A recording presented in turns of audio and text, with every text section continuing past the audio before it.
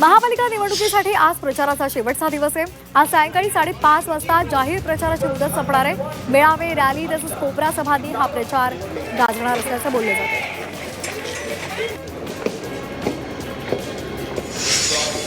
पुणे महानगरपालिका निवडणुकीची रणधुमाळी अंतिम टप्प्यामध्ये पोहोचली आहे। निवडणूक कार्यालयाच्या आचारसंहिता कक्षानं आतापर्यंत 69 लाखांची रोकड, 26 लाखांचे अंमली पदार्थ तसंच 40 लाखांचं मद्य जप्त केलंय।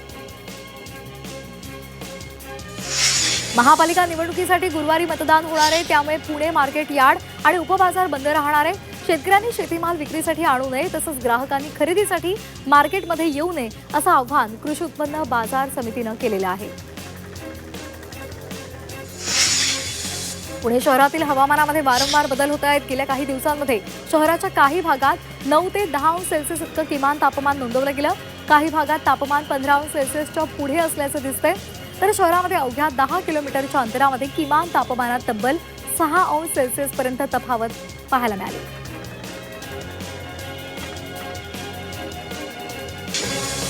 येवल्यामध्ये भाजपचे समीर समदडिया यांची नगरसेवकपदी निवड झाली आहे। यावेळी त्यांच्या समर्थकांनी गुलालाची उधळण करत ढोल ताशांच्या गजरात जल्लोष केला।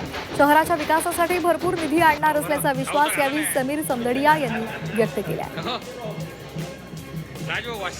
मकर संक्रांती निमित्तानं दरवर्षी येवला शहरात विविध रंगीबिरंगी आणि आकर्षक पतंगांची मोठी बाजारपेठ सजते। मात्र यंदा या पतंगबाजीमध्ये राजकारणाची विशेष रंगत पाहायला मिळते। आगामी महानगरपालिका निवडणुकीच्या पार्श्वभूमीवर विविध राजकीय पक्षांच्या चिन्हांचे खास पतंग बाजारात दाखल झाले।